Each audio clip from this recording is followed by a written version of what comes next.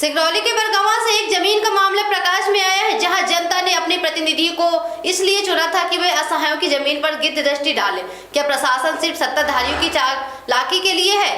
बरगवां इलाके से आई तस्वीर और शिकायतें लोकतंत्र के चौथे स्तंभ और न्याय व्यवस्था में मुंह पर करारा तमाचा मारा है।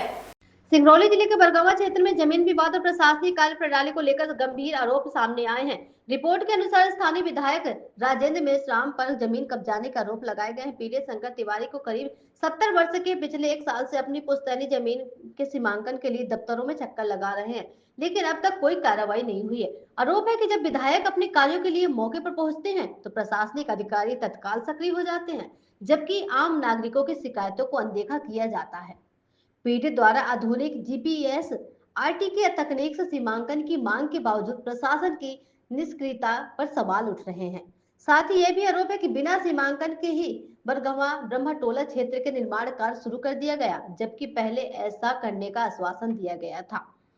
दूसरे मामले में विधायक ने करीबी माने जाने वाले रोशन लाल गुप्ता और दिग्विजय सिंह ध्रुव पर आरोप है कि उन्होंने आजादपुर निवासी मानसिक रूप से कमजोर व्यक्ति अनिल कुमार साकेत को बहलाकर उनसे मोहर स्थिति कीमती जमीन अपने नाम करवा ली। इस प्रकरण पर रजिस्ट्रार अशोक परिहार की भूमिका भी संदिग्ध बताई जा रही है, क्योंकि बिना उचित जांच के रजिस्ट्री किए जाने के आरोप है। रिपोर्ट में यह भी सवाल उठाया गया है कि यदि रजिस्ट्री वैध थी तो भुगतान में देरी क्यों हुई। पूरे मामले में प्रशासन की निष्पक्षता और पारदर्शिता पर गंभीर प्रश्न खड़े कर दिए हैं। स्थानीय स्तर पर इन मामलों को निष्पक्ष जांच की मांग तेज हो रही है। ये बरहवा टोला में अभी विधायक जी लोग आए थे, कुछ प्रकरण है तिवारी जी लोग का भी, क्या कुछ मामला है दोनों?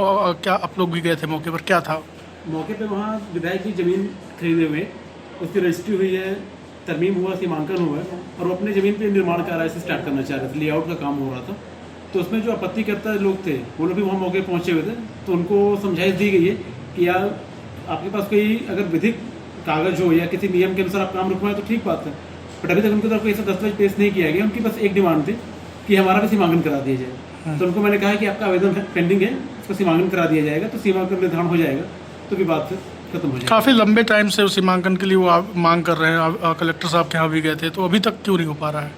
अब अभी चूँकि मेरी जानकारी नहीं, तो मैं अभी ज्वाइन किया हूँ, तो जैसे आज मुझे पता चला तो मैं प्रयास करूँगा कि अभी तो 8 तक तो हमारा आरसी में वजह से कुछ बंद है, उसके तत्काल बाद में इनका सीमांकन करा के प्रयास करूँगा निराकरण हो जाए। कब होगा ये सीमांकन, कब होगा? 8 के बाद एक दल बनाकर सीमांकन करा दिया जाएगा।